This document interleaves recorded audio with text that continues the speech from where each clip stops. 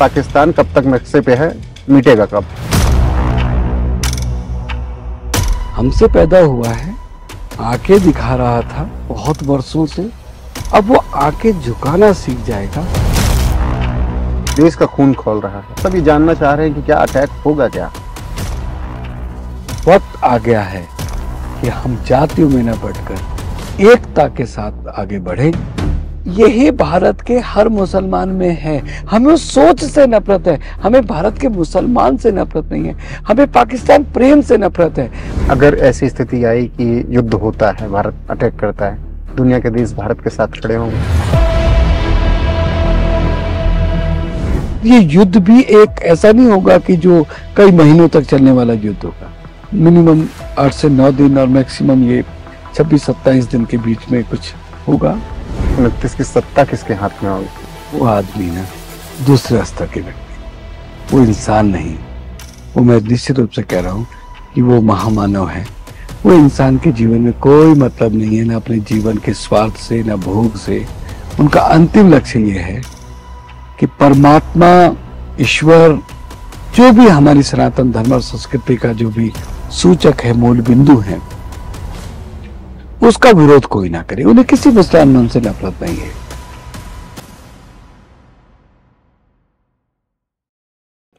पहलगाम में जो कुछ भी हुआ, उसके बाद तमाम सवाल देश के सामने हैं। सबसे बड़ा सवाल है कि पाकिस्तान का इलाज क्या होगा। इसके अलावा सवाल यह है कि क्या अब वक्त आ गया है, एक रहेंगे तो नेक रहेंगे। इसी पर बात करने के लिए मेरे साथ इस वक्त ज्योतिष आशीष सेमवाल जी हैं।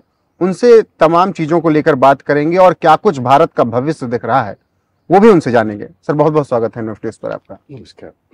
सीधा सबसे पहला सवाल है, पाकिस्तान कब तक नक्शे पे है, मिटेगा कब? देखिए, अगर मैं ऐसे आध्यात्मिक दृष्टिकोण से, ज्योतिष के दृष्टिकोण से देखूं, तो मैं निश्चित रूप से कहना चाहता हूं कि पाकिस्तान का एक वजूद है। आज वो नक्शे पे तो है, लेकिन वो रहेगा या नहीं रहेगा, ये मैं दावे के साथ कह सकता हूं कि रहेगा, लेकिन एक आज्ञाकारी बच्चे की तरह रहेगा। अब वो केवल और केवल दानव, उपद्रवी बच्चा बोलते थे ना, वो बच्चा बन के नहीं रहेगा। हमसे पैदा हुआ है, आंखें दिखा रहा था बहुत वर्षों से, अब वो आंखें झुकाना सीख जाएगा। ये ट्विस्ट और टर्निंग पॉइंट होगी ये घटना जो कि पहलगाम में हुई है, और ये पाकिस्तान को एहसास कराएगी कि जो 88-89 से जो इन्होंने एक तरफा बर्बरता दिखाई है, मानव क्षति करी है, इंसानियत का खून किया है, वो निश्चित रूप से इनके लिए ये बहुत बड़ा एक ये क्षति होगी और इन्हें सीखने को मिलेगा। अब ये पाकिस्तान जो है होशियार से अब जो है समझदार बच्चा बनेगा और लायक बच्चा बन के रहेगा। सर, लेकिन देश में इस वक्त देश का खून खौल रहा है, सब ये जानना चाह रहे हैं कि क्या अटैक होगा क्या? 100% होगा, 100% होगा। मैं ये नहीं कह रहा हूं कि अटैक की रूप क्या होगा, लेकिन 100% अटैक होगा। और अटैक के पीछे सिर्फ एक लक्ष्य होगा कि जब कोई आवाज निकलती है, कोई कराहट होती है, तो ऐसे ही हिंदू की है, ऐसे ही मुस्लिम की है। उनका क्या कसूर था? और जो सबसे गलत इस बार हुआ, टूरिस्ट को तो मारा ही गया। ये टूरिस्ट को जब मारते हुए पूछा गया कि तुम हिंदू हो, ध्यान रखिएगा, उससे ये नहीं पूछा कि तुम तमिल हो, तुम जो है मराठी हो, तुम बंगाली हो, तेलुगु हो, क्रिश्चियन हो, कुछ भी हो। और न जातियां पूछी कि तुम यादव हो, ब्राह्मण हो, क्या? ये नहीं पूछा, ये पूछा हिंदू हो। तो सोचिए, यानी हिंदू का दुश्मन कौन? जो भी हिंदू का दुश्मन होगा, इस बार उस पर अटैक जरूर होगा, वो जो भी होगा। और दूसरी बात मैं बता देना चाहता हूं, इन लोगों ने ये सोच लिया कि हम हर बार आतंकवादी हमले करते हैं, हर बार हम लोग बच जाते हैं, फिर हम लोग कुछ भी बयान दे देते हैं, सारी जिम्मेवारी अपने ऊपर ले लेते हैं, फिर कुछ भी नहीं होता। इस बार ऐसा नहीं होगा। इस बार पहली बार हिंदुस्तान के अंदर का मुस्लिम भी जग गया है। पहली बार मुस्लिम को भी लग गया है कि अब बहुत अगर हम पाकिस्तान पाकिस्तान करेंगे तो फिर हम कब्रिस्तान में पहुंच जाएंगे। अगर हिंदुस्तान में हैं, हिंदुस्तानी हैं, तो सिर्फ हम हिंदुस्तान की बात करेंगे, पाकिस्तान की बात नहीं करेंगे। अगर वो जगह भी आधे अधूरे मन से होगा, झूठ से होगा, तो उसका लक्ष्य भी वही है जो आने वाले इस आक्रमण के बाद उन लोगों का होगा जिन्होंने आतंकवाद को जन्म दे रखा है। जातियों की जब बात आई तो अभी हाल फिलहाल में जब चुनाव हुए तो एक नारा चला था, बटेंगे तो कटेंगे, एक रहेंगे तो नेक रहेंगे। पहलगाम में जो कुछ भी हुआ उसके बाद कहा जा रहा है कि यही बात कही जा रही थी चुनाव के टाइम पे, और वो सच है। देखिए, आप बटे आप कटे, आप काबुल में बटे तब कटे, आप ब्राह्मण हिंदू कश्मीरी हिंदू कटे, आप केरल में कम हुए, आप बंगाल में कम हो गए, मतलब कहाँ कहाँ से नहीं भागे आप। तो क्या जो ये कहा गया कि एक रहेंगे नेक रहेंगे, 100% बिल्कुल सही है। एकता की तो बात हमने हमेशा कही है, अब तो आज भी कहते हैं। तो भारत जो है, भारत की जो संस्कृति जो है, वो तो सबको अपने अंदर समेटने की है, सबको अपने अंदर समाहित करने की है। लेकिन आप उदाहरण, आप राज्यों का क्या लीजिए, आप देश का लीजिए, इंडोनेशिया लीजिए, आप अफगानिस्तान लीजिए, दूसरी कंट्री लीजिए, जहां जहां पे दूसरी जाति धर्म समुदाय के लोग कम हुए, मुस्लिम एकदम से बढ़े। मैं मुस्लिम का विरोधी नहीं है हम लोग, कोई हम लोग विचारधारा के विरोधी हैं, जिसके विचारधारा का उद्देश्य आतंक फैलाना है, आतंकवादी पैदा करना है। वही हम कहते हैं, हम कलाम के समर्थक हैं, कसाब के नहीं। बिल्कुल। और इसके बाद मैं एक बात और जोड़ना चाहता हूँ, आपकी बात को मैं आगे बढ़ाना चाहता हूँ। हम अब हिंदुओं को वक्त आ गया है कि हम जातियों में न बढ़कर एकता के साथ आगे बढ़ें, एक हो जाएं और एक ऐसी मिसाल बनाएं जिससे कि आतंकवाद की आत्मा तो होती नहीं है, शरीर कम से कम जल जाए। क्योंकि आतंकवाद के अंदर आत्मा होती तो वह किसी आत्मा को, किसी शरीर को और किसी मनुष्य को क्षति नहीं पहुंचाते। लेकिन जो कुछ भी हुआ आशीष जी, उसके बाद कहा जा रहा है कि कश्मीर में फिर वही हालात हो गए जो 370 हटने के पहले थे। नहीं, वो हालात की सबसे बड़ी बात मैं आपको एक छोटा सा एग्जांपल बता देता हूँ। मुझे आज तक एक बात समझ में नहीं आई, मैं आपके चैनल के माध्यम से उन मुस्लिम भाई बहनों को पूछना चाहता हूँ। आप पाकिस्तान की आर्थिक स्थिति देखिए, वहाँ की डेवलपमेंट देखिए, वहाँ के बच्चों का स्तर देखिए, वहाँ शिक्षा की स्थिति देखिए, स्वास्थ्य की स्थिति देखिए। फिर आप क्यों चाहते हैं कि जब इतना सुरक्षित है मुसलमान भारत में, इतना आज़ाद है, इतना अच्छे तरीके से स्कूल में पढ़ सकता है, इतनी अच्छी डेवलप कंट्री का हिस्सा है, और एक अच्छी सरकारी, देखिए जम्मू कश्मीर का विकास देखिए, टनल्स देखिए, हेल्थ सेक्टर में देखिए, एजुकेशन सेक्टर में देखिए, रोजगार के सेक्टर में देखिए, कितना बड़ा नुकसान हुआ भाई, टूरिज्म का कितना बड़ा नुकसान हुआ। एंड तो गत्ता 99% कौन लोग हैं वहाँ, मुस्लिम भाई बहन हैं, जिन लोगों का परिवार पल रहा था। आज जो सबसे बड़ी चोट पाकिस्तान ने मारी है वो कश्मीरी मुसलमान के पेट पे लात मारी है।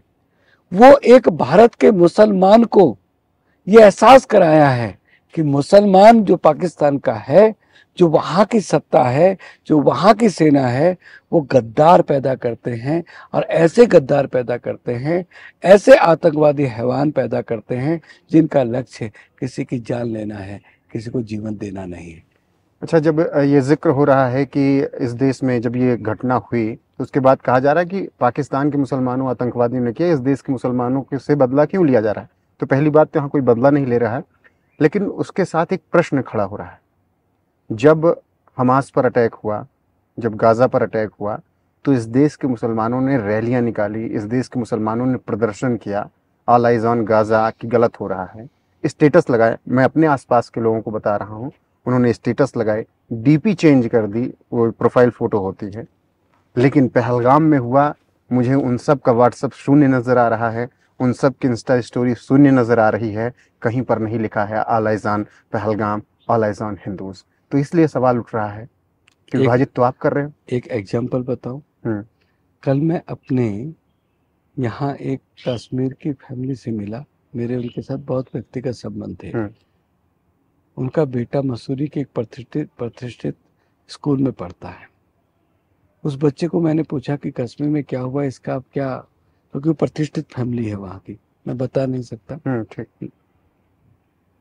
उस बच्चे के मुंह से मैंने 2 शब्द सुने, मैं दंग रह गया, मेरे पाँव के नीचे जमीन निकल गई।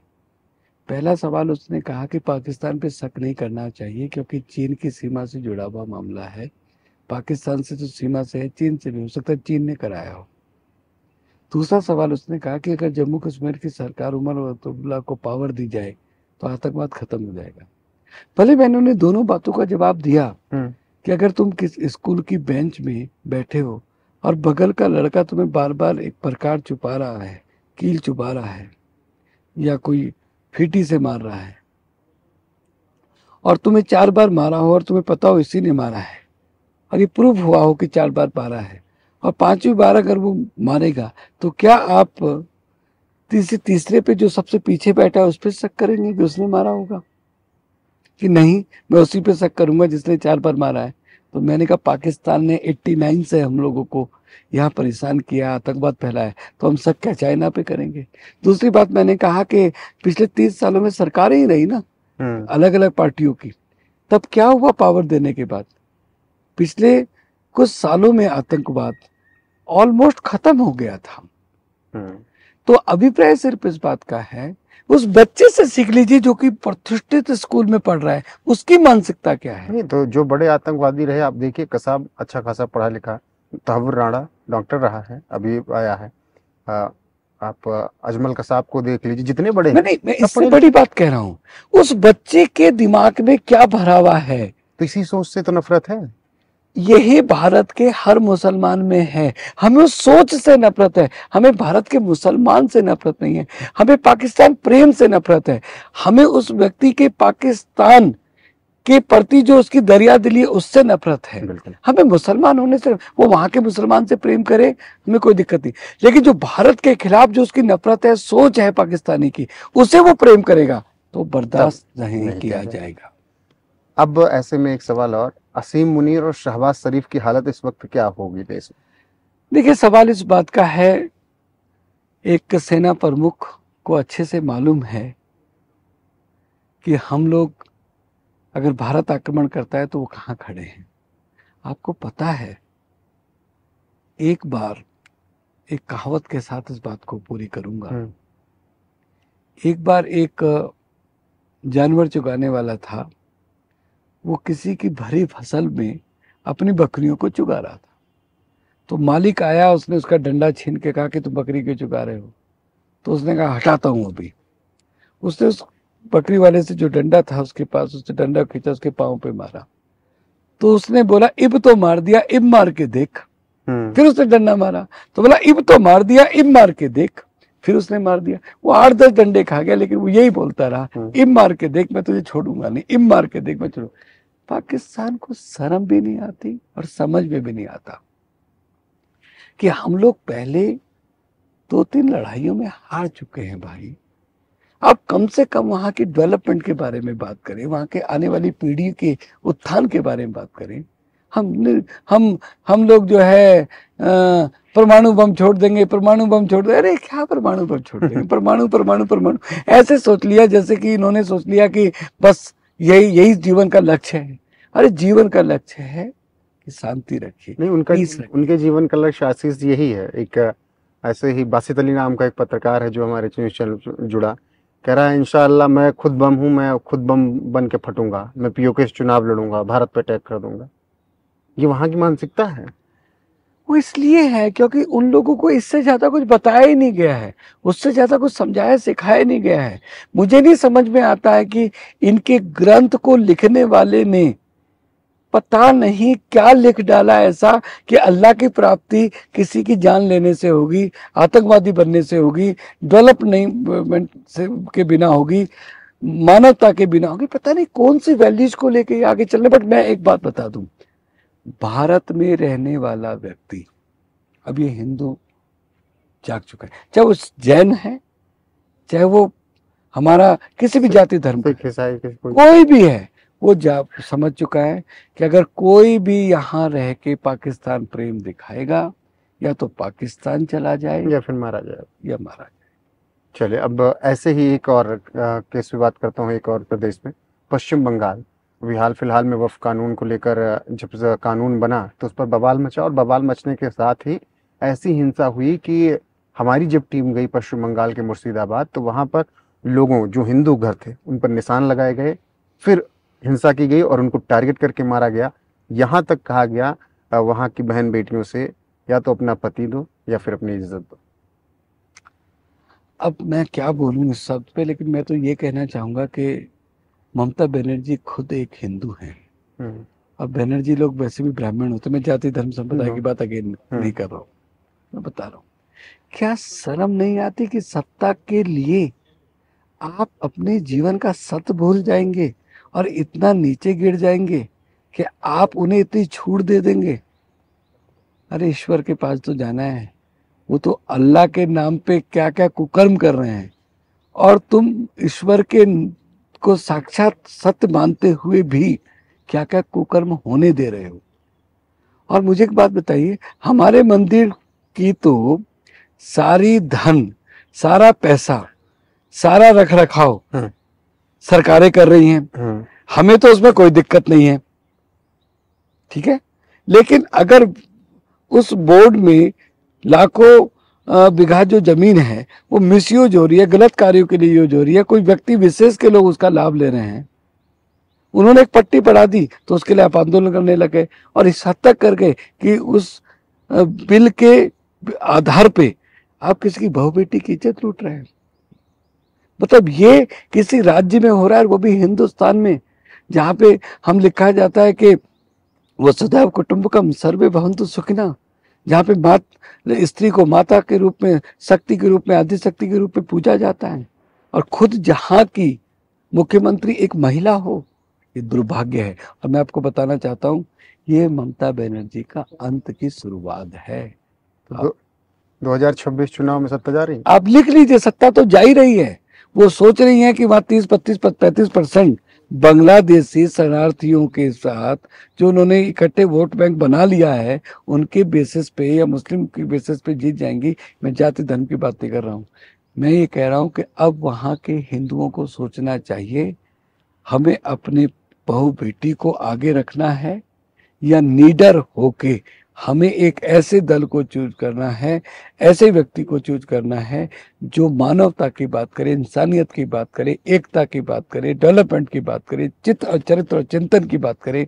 वो यहाँ पे ऐसा माहौल क्रिएट ना करे जिससे कि हिंदुस्तान के अंदर एक नया, एक ऐसी कंट्री बने, और जिस कंट्री का नाम सिर्फ उसी तरह का हो जिसका उद्देश्य सिर्फ मानवता का हानि पहुंचाना, नुकसान पहुंचाना हो।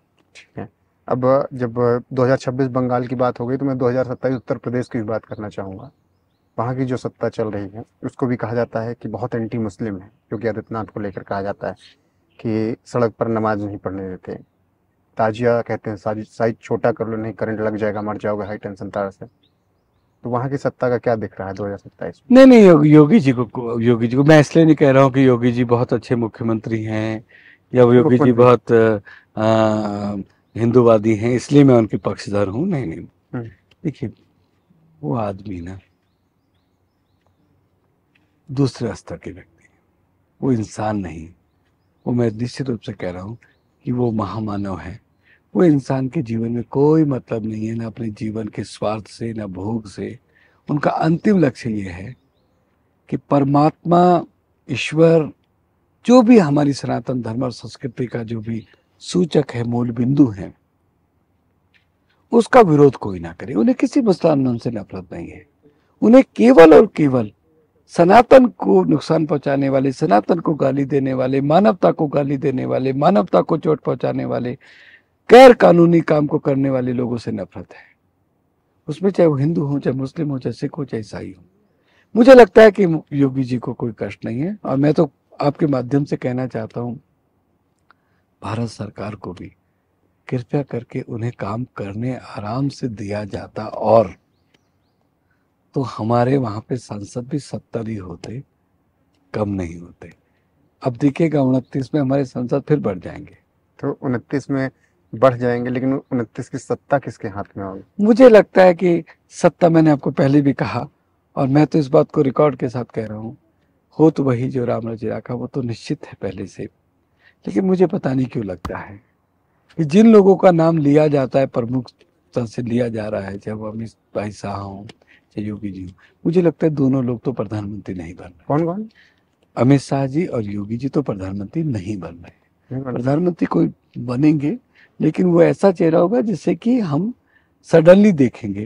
लेकिन मोदी जी भी प्राइम मिनिस्टर नहीं रहेंगे 29 के बाद। इनफैक्ट मुझे तो लगता है कि कुछ महीने पहले ही वो स्वयं अपनी इच्छा से ही प्रधानमंत्री को छोड़ देंगे और किसी नए को वारिस बनाएंगे।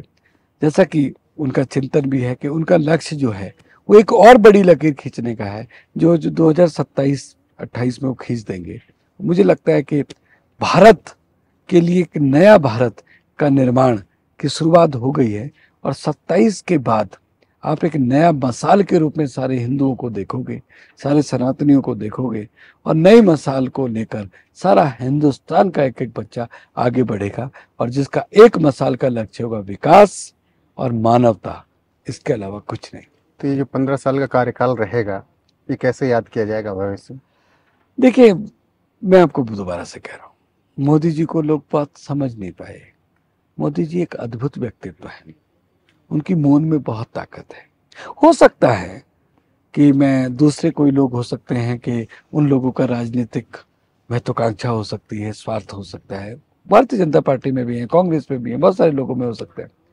मोदी जी की एक ही महत्वाकांक्षा थी कि किसी भी तरीके से भारत का विकास हो, प्रत्येक व्यक्ति भारतीय का विकास हो और यहाँ के लोग स्वावलंबी बने, स्वाभिमानी बने और विश्व में जहां भी जाएं भारत का नाम होना चाहिए। वो सारे विषयों पर उन्होंने खूब सारा काम किया। मुझे लगता है कि आजाद भारत की बात सदियों तक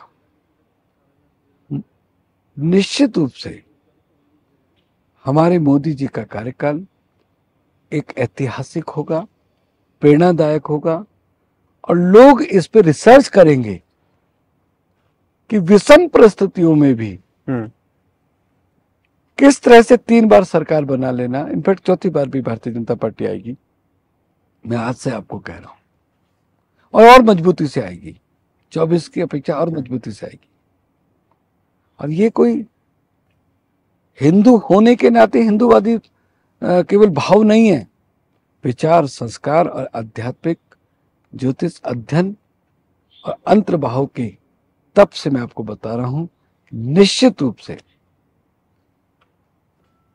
भारत के लिए उदय का समय प्रारंभ हो गया है और इनका कार्यकाल एक रिसर्च होगा, ये सब्जेक्ट होगा। जैसे हम मदर टेरेसा की बात करते हैं, इब्राहिम लिंकन की बात करते हैं, नेल्सन मंडेला की बात करते हैं, गांधी जी की बात करते हैं, ऐसी कभी मोदी जी की बात भी होगी। लोग प्रेरणा लेंगे, लोग गर्वान्वित महसूस करेंगे। आखिरी सवाल, अगर ऐसी स्थिति आई कि युद्ध होता है, भारत अटैक करता है, दुनिया के देश भारत के साथ खड़े होंगे? देखिए, मैं आपको एक बात बता दूं बहुत अच्छे तरीके से, अमेरिका के प्रति तो अविश्वसनीयता पहले से रही है, लेकिन मैं ज्योतिष के दृष्टिकोण से भी कह रहा हूं कि वह अविश्वसनीयता अभी भी है। अविश्वसनीयता है, वो साथ नहीं देंगे। वो जरूर ऐसा हो सकता है कि रोकने के लिए कहेंगे, और ये युद्ध भी एक ऐसा नहीं होगा कि जो कई महीनों तक चलने वाला युद्ध होगा। ये कुछ दिन का, मुझे लगता है 9 से मिनिमम 8 से 9 दिन और मैक्सिमम ये 26-27 दिन के बीच में कुछ होगा, जिसके अंतर मतलब 1 महीने से ज्यादा नहीं, जिसका अंतिम लक्ष्य ये होगा कि पीओके को कम से कम अलग थलग कर दिया जाए पाकिस्तान से, और भारत वहां उन्हें एक इंडिपेंडेंट राज्य बना दे और उसे चाहे केंद्र शासित प्रदेश बना दे, जो भी कर दे। ऐसा भी कर सकता है जैसे बांग्लादेश को अलग किया, वैसे उसे अलग छोटी कंट्री बना दे, कुछ भी ऐसी संभावनाएं हो सकती है। लेकिन एक आखिरी बात मैं आपको बता देना चाहता हूं, भारत का सर्वोदय हो चुका है। अमेरिका जैसे लोगों की अविश्वसनीयता भी अब हमारे आड़े नहीं आगे आ सकती। हम जितनी भी ताकत हैं, उतनी ताकत की में एकता और उसके अंदर ममता है, ईश्वरीयता है, परमात्मा की शक्ति है, आत्मबल है, वो सब शक्तियां उन पे हथियार के रूप में हो सकती है, लेकिन आत्मबल के रूप में अमेरिका के पास भी नहीं है। हम आत्मबल से बड़े हैं और भारत जब भी जीता है आत्मबल से जीता है। ठीक है, बिल्कुल, बहुत बहुत शुक्रिया आपका जुड़ने के लिए और इतनी बेहतरीन बातें बताने के लिए। तो ये थे हमारे साथ ज्योतिष आशीष सेमवाल जी, जिन्होंने बताया कि किस तरीके से अगर युद्ध हुआ तो 9 से 26 दिनों के बीच में सारी चीज़ें बहुत कंट्रोल में ले आएंगे। और कुछ ऐसे देश हैं जिन पर अविश्वसनीयता पहले थी 99 में भी, उससे पहले और आज भी है। इसके अलावा पाकिस्तान का क्या हाल होगा वो भी उन्होंने बहुत विस्तार से बताया। बाकी आप लोग बने रहिए हमारे साथ यहाँ पर, क्योंकि आपको लगातार यहाँ पर ऐसी शख्सियत से मुलाकात करवाते रहेंगे, बातचीत उनसे करते रहेंगे। नमस्कार।